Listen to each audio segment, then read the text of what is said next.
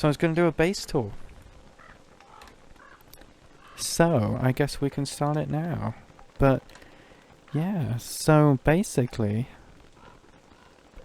we decided to base in the Oasis again, as we usually do, due to the fact that wildfires don't hit the Oasis, and instead you only have to make goggles.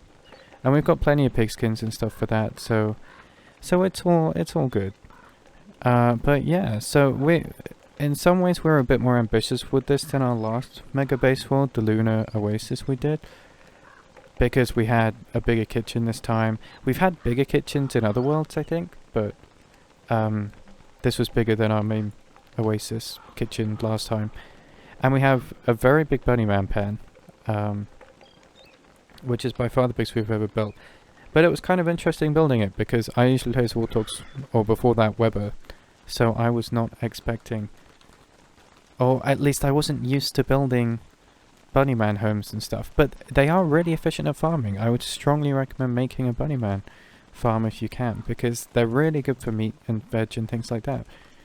But yeah, then we have our chest area here. This was the first real part we had, because originally we based in the Oasis, like as in the center part there, and then we ended up moving out a bit once we realized just how close the meteors were, as you can probably tell by all the boulders and moonrock and things on the map. We ended up moving down here because the chests, they ended up getting set on fire and stuff, and it was just like, yeah, let's just move them down here where they're out the way of meteors. So we built this massive chest area. To put all the chests down, it took about 5 hours, I believe. So, and that's not even including putting all the signs down and marking them. That took another amount of time as well. So that was a bit crazy. And, you know, before we leave this area, we've got our drying racks next to the kitchen, with our Wally-esque kitchens as well, for any Wallies who came into the server. Then we had our scarecrow over there, which we caught a few canaries with, which we put in these cages. The missing one was used for Misery Toadstool a few days ago. And yeah, so that's the kitchen and chest area. They were the first two real big parts we put down for the mega base, with the drying racks as well. Then we have our butterfly farm up here, which we also originally had one up there next to the center of the Oasis, but we ended up moving it further down, again, like most other things. Then we have our Sanity Station. Technically not quite as efficient as the previous one we had, because the flowers aren't quite as close together, but we've had like hardly any Wendy's on this server. And, you know, it's still fully functional, you know, it still works, as you can see by Candy demonstrating it. We got loads of bee queen hens because we had a good bee queen farm set up as well. Then we have this area here, this wooden area here, which was originally a revive station, but we ended up getting so much turf once we started redecorating everything that we had to basically to stick this turf somewhere, and that ended up being this place. Then we got our pig farm over here, which has been very useful considering we're in the Oasis. We needed all the pigskins for goggles and things. Yeah, we got loads of houses there, which is very useful. We went with cave mud turf for most of the turf as well. We went with a variety of different turfs this time, just for something more colourful, but the majority of it was this mud turf. Then we have the little lunar area over here with the stone fruits. We have well over 1,000 in chests because of these. And antlion, actually, whilst we're here, spawns just here, in this very spot, which is why they kind of move away a little bit. You can kind of make out a small circle. Not the lunar impact crater, just the general circle there where antlion would spawn and break things. Thankfully, he didn't destroy the pig walls. He was just far away enough not to do that. Then we have our Beefalo Pen here. Sadly, all the beefalo we had ended up dying, so it's empty at the moment. But hey, I thought it looked reasonably nice. If we ever come back to this world or whatever, then we've got a lovely space for beefalo there. Then we have our berry bush farm, which for the first time in ages didn't have buzzards eating the powder cakes. That was nice. Then our marble farm right next to it, and then our actual farm with the improved farms just here, along with some mushroom planters as well. lining up alongside. Sadly, we couldn't, like, fulfill all of that because of this cactus, but you know, it's a grave sin to remove a cactus because you can never replant it, so the cactus got to stay.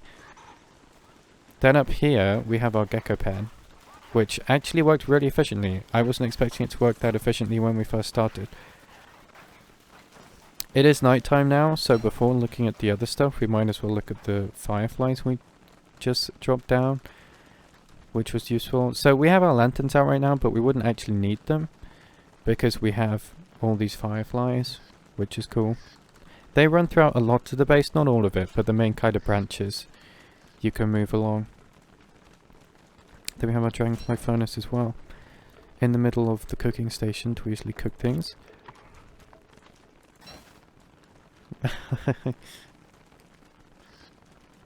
But yeah, and I think that's kind of the first half of the base. You know, I really should put my lantern away to fully showcase this area, as you can see. I'm sorry, Candy. You've got a lantern. It's okay. But yeah, so you can just run all the way from like there to the kitchen and stuff, or into the chest area, thanks to the dragonflies. It extends a bit this way too. And once we're here, this is where we have our main kind of station. So we have our main cooking station down there, and then we had our main crafting station up here with all the main crafting things, you know, Cartographer's desk, shadow manipulator, all the other stuff, even the celestial orb and stuff, all just around here. And yeah, I like the kind of symmetry we have with it, but the only problem I think I have is that I think for our next base we should put the cooking station way closer to the crafting stations, because we have to walk a considerable distance to get over here, and even with the fireflies it still takes like a few moments. So yeah, that wasn't perfect, but it still looked nice. So, and that's what mega bases are about, right? Then up here we had our grass farm, with again our gecko farm in true glory. Sheepdog Chester in the middle doing an amazing job. There are, I don't even know how many stacks of grass in the middle there. And yeah, so Chester did a really good job. They broke out at one point, but we managed to get them all back in because the pen was so big. But yeah, so that's the gecko pen. Then we have our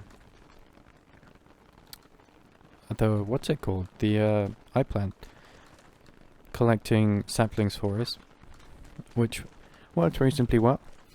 Loads of lightning rods down because, of course, spring when lightning hits. Then we have this area here, which was originally the main part of the base.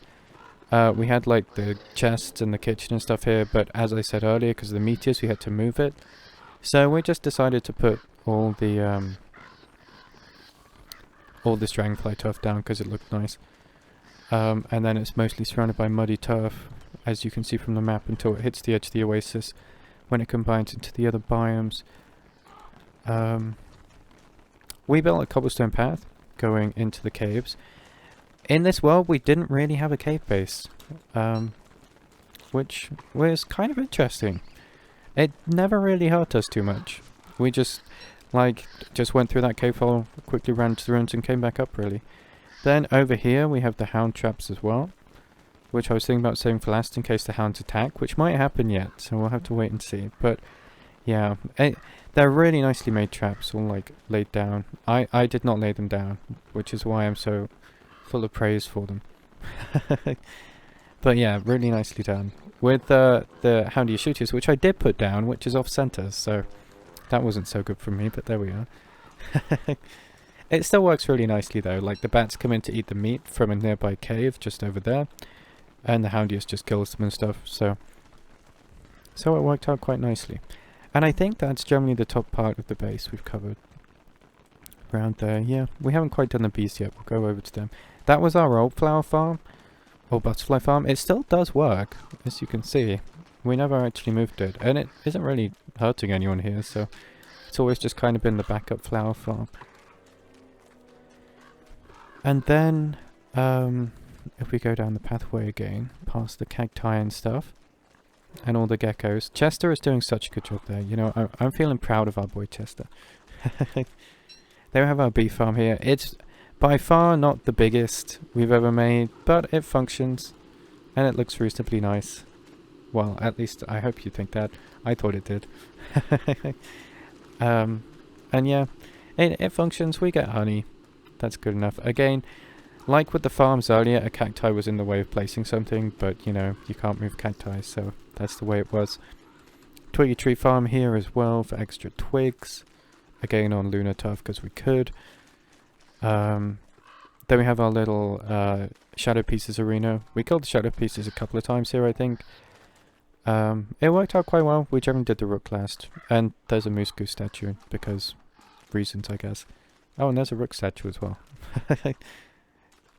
Oh yeah, and here's this is Glomer's, yeah, Glomerus Park, which is a nice little area for Glomer, who has survived many years, I believe, in there now.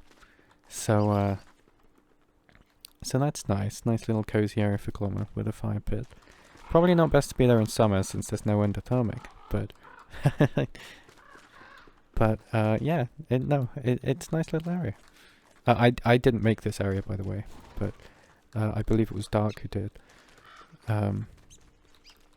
But yes, that's a nice little area. Then we carry on along to our farming area, our zoo area, where we've got our koala fence, our slurpers, we've got some trees behind if we ever needed more logs, our deer, our moles, our cat, the vault goats, the rabbits, the carrots, the gobbler, the frog, and the salamander. If you're wondering how we got a salamander over here, we used a telelocator just up here to teleport it across. And then of course this Bunnyman Farm, which is ludicrously big, as you can see from the map. You need an aerial view to properly see just how big it is. It was really interesting making it, as I said earlier, because I've never really made Bunnyman Farms before. Yeah, I laid a lot of the Bunnymen down. I think Seiran also put quite a few of them down as well. I built the fencing and stuff too, which, as you can probably see, was originally probably going to house other animals before we realised we weren't going to have enough. So we just ended up making a massive Bunnyman pen. Especially since they kept breaking out up at the top where they originally were, near the pigs, and they were like attacking warthogs and webbers and stuff. So we stuck them down by the zoo where they were more out the way. And I think that is pretty much it. I think I've covered pretty much everything. There's an aerial view of it.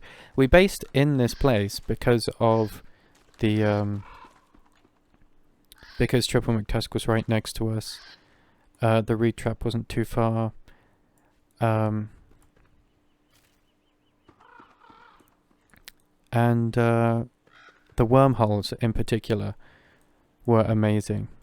I mean, like, so we're not that close to the Pig King, but that red wormhole there leads straight over to the Pig King. Same with the green one, the cyan one, sorry, not green. Straight over there, awesome. So yeah, the only thing we didn't have particularly close, basically, I mean, even the dragonfly was just up there, not too far from the cyan one. The only one that wasn't that close was the queen bee, so, or the bee queen, whatever you want to call her.